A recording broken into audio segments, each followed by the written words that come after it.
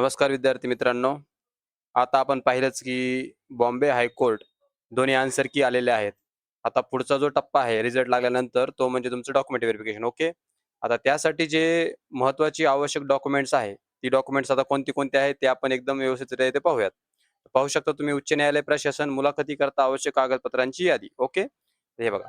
ज्या उमेदवारांना मुलाखतीकरता बोलवण्यात येईल, त्यांनी खालील कागदपत्राच्या प्रमाणित केलेल्या छायांकित प्रती त्यांच्या मूळ प्रमाणपत्रासह पडताळणीसाठी मुलाखतीच्या वेळी सोबत आणावेत. ओके. तर पाहूयात कोणते-कोणते कागदपत्रे आहेत ते. हे बघा.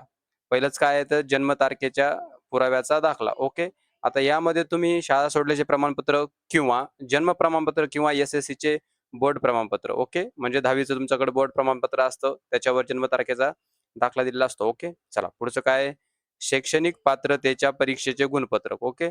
आता यामध्ये 7वी, 8वी, 9वी, 10वी, 12वी किंवा तत्सम डिप्लोमा कोणत्याही मान्यताप्राप्त बोर्ड किंवा विद्यापीठातून प्राप्त केलेला इत्यादी.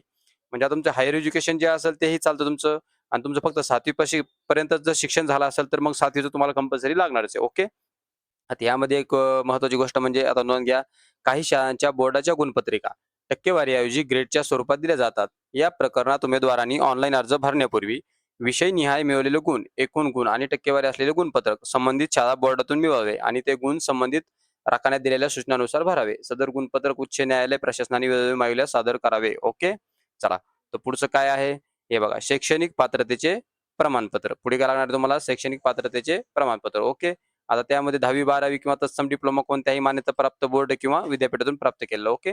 चला पुन्हा नंतर आहे चारित्र्य संपन्न विषयातील प्रमाणपत्र. आता हे महत्त्वाचं आहे बरं चारित्र्याचं प्रमाणपत्र. हे जरी नसेल तर तुम्हाला ते डॉक्युमेंट व्हेरिफिकेशनमधून बाहेर काढू शकतात. आता त्याच्यामध्ये बघा जाहिरात प्रसिद्धीनंतरची तारीख असलेली 2 प्रतिष्ठित व्यक्तींनी दिलेली चारित्र्य संपन्नतेची विषयकचे प्रमाणपत्र. ओके. हे कंपल्सरी तुम्हाला लागणारच आहे. त्यामुळे हे काढून घ्या. त्यानंतर आहे जातीचा दाखला. ओके. कास्ट असेल तर कास्ट सर्टिफिकेट सगळ्यांना लागणारच आहे. हे बघा सक्षम अधिकाऱ्याने प्रदान केलेल्या जातीचा दाखला फक्त मागासवर्गीय उमेदवारासाठी. ओके. चला नंतर काय आहे? विशेष अर्हता दाखला. विशेष अर्हता असेल तर विशेष अर्हता दाखलाही तुम्ही काढून घेऊ शकता. ओके. त्यानंतर आदिवासी प्रमाणपत्र. आता हे तर तुम्हाला सर्वांना माहितीच आहे. आदिवासी प्रमाणपत्र म्हणजे एज अँड डोमासाईल. महाराष्ट्रात आदिवास करीत असल्याबाबतचे सक्षम प्राधिकरणाचे प्रमाणपत्र उमेदवाराकडे असणे आवश्यक आहे. Age and domicile. ओके. चला पुढचं काय आहे? रोजगार नोंदणी प्रमाणपत्र. ओके. आता रोजगार विनिमय एम्प्लॉयमेंट एक्सचेंज कार्यालयात नोंदणी केली असल्यास नोंदणी प्रमाणपत्राची प्रत असेल नोंदणी केलेली तर. त्यानंतर तुमचं ना हरकत प्रमाणपत्र एन-ओ-सी. म्हणजे उमेदवार शासकीय कर्मचारी असल्यास सक्षम प्राधिकाऱ्याची कार्यालयाची मंजुरी घेतल्याने ना हरकत प्रमाणपत्र राहील. म्हणजे आधीच तुम्ही कुठे गव्हर्नमेंट जॉबला वगैरे असताल तर त्याचं ना हरकत प्रमाणपत्र तुम्हाला लागेल. ओके. मुलाखतीमध्ये. त्यानंतर नावात बदलाचा पुरावा.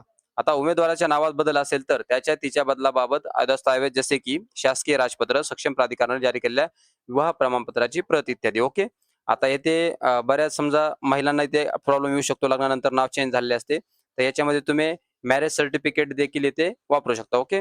त्यानंतर आहे इतर आवश्यक कागदपत्रे. आता संबंधित इतर आवश्यक कागदपत्रे ऑनलाईन अर्जामध्ये दिलेल्या माहितीच्या अनुषंगाने. ओके. आणि लास्ट आहे समजा इतर दस्तावेज. न्यायालय प्रशासनाने मागणी केल्यास इतर कोणतेही दस्तावेज. ओके. आता जी तुम्हाला महत्त्वपूर्ण जी डॉक्युमेंट्स लागणार आहेत, ते आपण व्यवस्थितरित्या पाहिले आहेत. तर ज्या विद्यार्थ्यांना चांगले मार्क्स आहेत, त्यांनी हे डॉक्युमेंट तर रेडी करून ठेवा. लवकरच रिझल्ट लागेल. ओके. काय अडचण असेल तर कमेंट बॉक्समध्ये विचारू शकता. अशाच प्रत्येक अपडेटसाठी फॉलो आणि शेअर करा. राजगुरू मंत्राला धन्यवाद.